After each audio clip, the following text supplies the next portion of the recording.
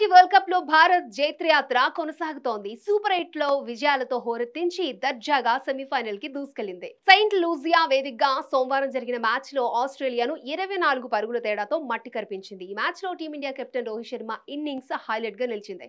2023 one day world cup final కు ఆస్ట్రేలియాపై ప్రతీకారం తీర్చుకున్నట్లుగా batting తో హిట్ మ్యాన్ చూపించాడు.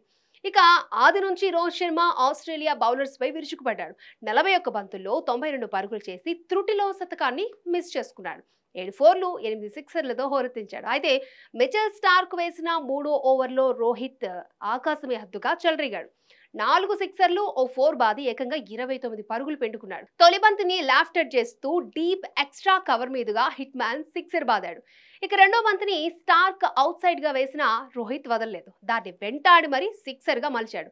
ఇక అదే జోరులో తర్వాత బౌండరీ సాధించాడు. ఇక నాలుగో బంతిని హిట్ మ్యాన్ 96 మీటర్ల సిక్సర్ గా మలిచాడు.